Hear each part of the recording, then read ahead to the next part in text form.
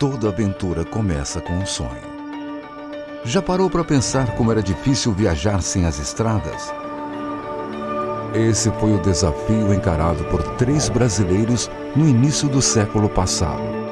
Eles sonharam em ligar as 3 Américas por uma gigantesca estrada, a Carretera Pan-Americana. Leônidas Borges de Oliveira, Francisco Lopes da Cruz e Mário Fava. A expedição embarcaria numa enorme aventura, uma viagem de carro a partir do Rio de Janeiro em direção a Nova York. Mário Fava, paulista de Bariri, sonhava em conhecer os Estados Unidos e tinha apenas 21 anos quando soube da expedição. O mecânico original havia desistido e ele não pensou 2 vezes antes de se oferecer. Nada mais seria como antes.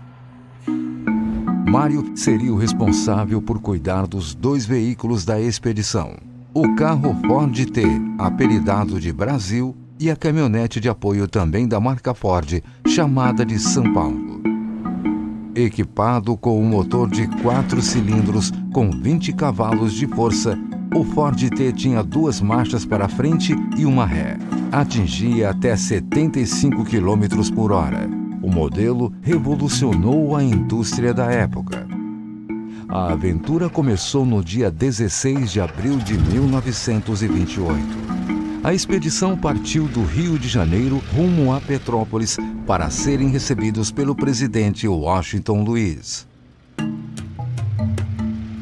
Já no trajeto, passando pelo Pantanal, uma onça ataca Mário Fava. Foi salvo por seu companheiro Francisco e pelos índios que viviam no local. As dificuldades continuaram. Na travessia da Cordilheira dos Andes, ficaram sem combustível. Mário criou uma mistura de querosene e chicha, uma bebida alcoólica indígena. E para lubrificar o motor, o mecânico usou gordura de porco e de lhamas. Também o frio rigoroso exigiu criatividade do mecânico de Bariri. Para não congelar a água, ele esvaziava os radiadores à noite e os abasteciam novamente pela manhã.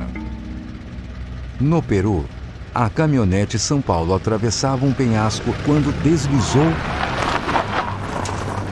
e caiu.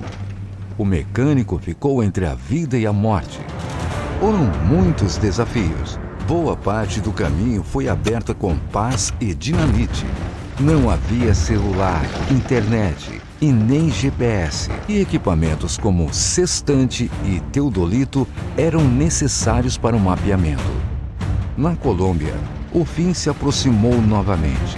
A expedição passou 4 meses perdida na selva. Debilitados, os 3 aventureiros já estavam sem comida e água. Mais uma vez, conseguiram sair da mata com a ajuda de índios. Para atravessar os pântanos do Panamá, os 2 veículos precisaram ser desmontados.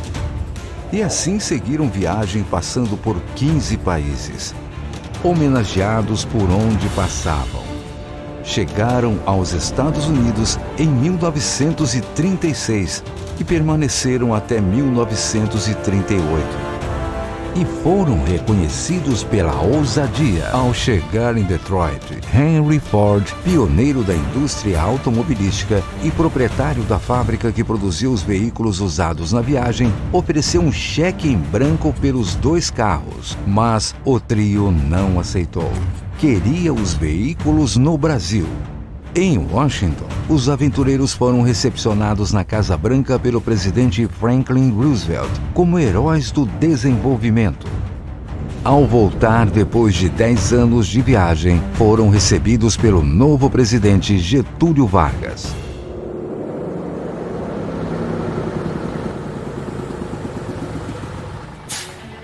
Mário Fava retorna a Bariri para reencontrar sua mãe. Ela, após tantos anos sem contato algum, perguntou por que ele demorou tanto a voltar para casa. Mário, emocionado, apenas respondeu: "Eu não sabia que era tão longe." Agora, mais de 80 anos após o fim dessa expedição, um novo sonho se realiza. A fundação do museu que leva o nome do intrépido mecânico baririense. O Museu Mário Fava, que guarda a memória de uma das mais espetaculares aventuras do século XX.